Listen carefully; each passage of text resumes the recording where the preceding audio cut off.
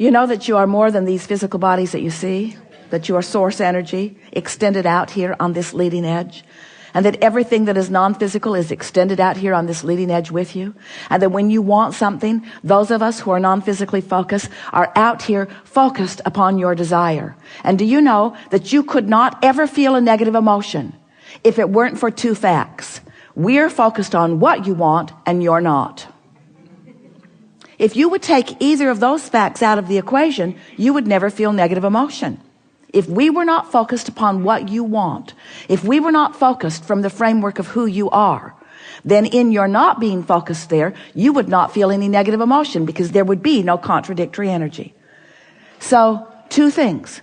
We're focused upon who you really are, all that you've evolved to, and what you want, and you're not.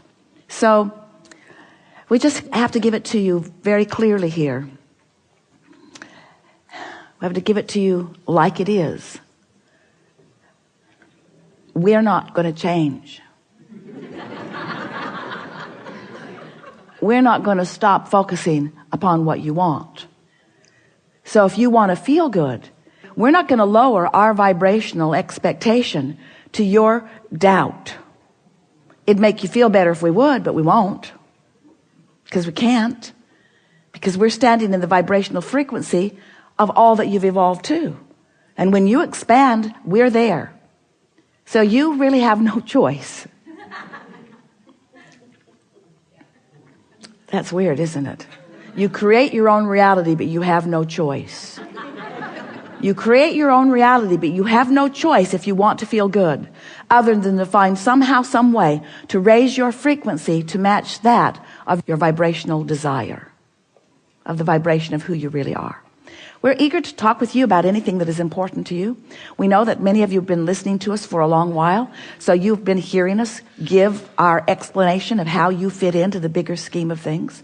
We're going to give it to you briefly, and then we're going to open it for conversation about anything that you want. You were source energy before you came into this physical body, and the larger part of you still is.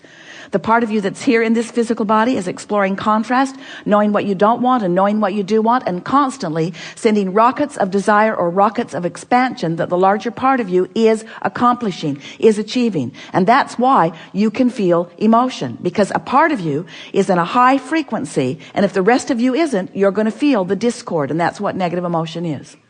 When you feel elation, when you feel passion, when you feel turned in, tapped in, turned on, when you feel excited or happy, when you're in love or feeling appreciation, your vibration is at the same frequency of that source within you. There's no separation between that which is you and that which is us. We're all blowing and flowing right here in this physical life experience, and that's when you put the ball in the hoop.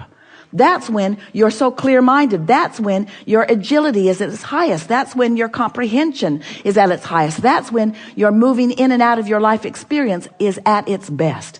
That's when you're the wittiest. That's when you're the funniest. That's when you're the clearest. That's when you feel the best. That's when you are being who you really are. When you feel negative emotion, no big deal, but all it means is temporarily you're focused probably on some fact, some reality that doesn't measure up to what you want. But isn't it always going to be that way to some extent?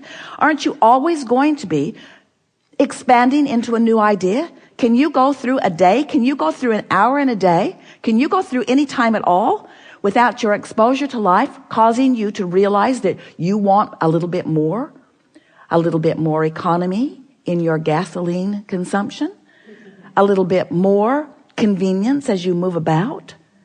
Esther would like a mirror in her room that she can see in. She's walking all around her sleeping room this morning, and the only mirror is in the bathroom, and she thought, I want another mirror. It probably won't be there today because she doesn't believe that it will be there today.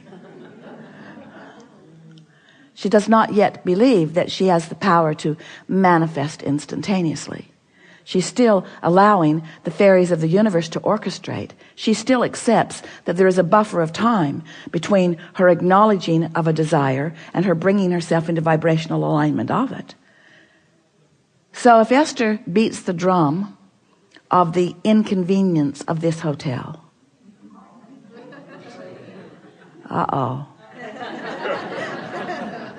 if Esther beats the drum of the inconvenience of this hotel, the next hotel that is ordinarily really convenient can't be for her. When the rooms are chosen, she will not be given the room she desires. When the girl who brings her breakfast is chosen, she won't be the one Esther desires. She will forget the milk. She will. She will be very nice when she brings the milk 35 minutes later. In other words, when you face reality and you practice the thought of that reality. So what happens when something comes to you that isn't the way you want it to be? What do you do about it? You observe it. You usually comment to someone about it. But where do you leave it? That's the question that we are really putting to the floor today. Where do you leave it? Where do you leave it when something unwanted happens to you? Where do you leave it? Do you observe it? Take the hit of it? Offer your complaint and then leave it right there? Leave it right there in that practiced place?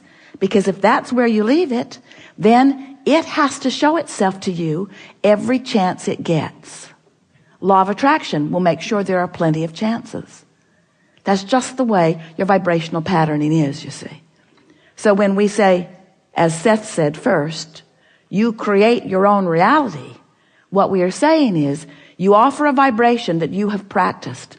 Sometimes you think, well, this is just the way it is. And we say, but it isn't the way it has to be. It's the way it is because it's the way it's been. And because it's the way it's been, it's the way you've been thinking about it. And because it's the way it's been and it's the way you've been thinking about it, it's the way it is. And it's probably the way it's going to continue to be because that's the vibrational patterning you've got going on. But it does not have to be that way. Not one thing in this world has to remain as it is.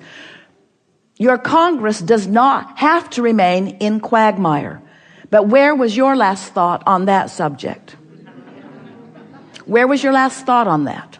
Where was the last thing that you thought about that? Where did you leave it? And you might say, well, I feel powerless about doing anything about that. But Esther certainly she cannot say that she feels powerless about her glass of milk. Certainly she cannot feel powerless about something like that. And neither can you. And she cannot feel powerless about her Congress either. She has the ability to think different thoughts than she has been thinking. And so do you. So do you face reality or do you create reality? Do you observe what's happening to you or are you creating what's happening to you?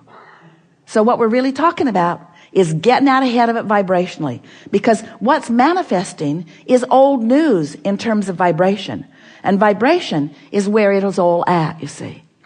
So if you get out ahead vibrationally, if you begin thinking about what's coming, if you begin thinking about how you want to feel, if you begin thinking about emotion rather than the fact, if you begin caring about how you feel, if you begin choosing your thoughts based upon how they feel, which means how they resonate with the higher perspective that you hold. You see, as you weigh the pros and the cons, as you know what you don't want and therefore know what you do want, the larger part of you gives undivided attention to what you do want. And that vortex, that vibrational reality begins moving in precision with your statement of desire. Now we acknowledge that it may take you a little while to get up to speed with that because it's not your pattern. Your pattern is something different. But once you've launched it and once your inner being or the source within you has become the vibrational equivalent of it, which is immediately, then you now have emotion that will let you know in every moment where you stand in your grid, where your grid is vibrationally in relationship to what you want. Do you understand that?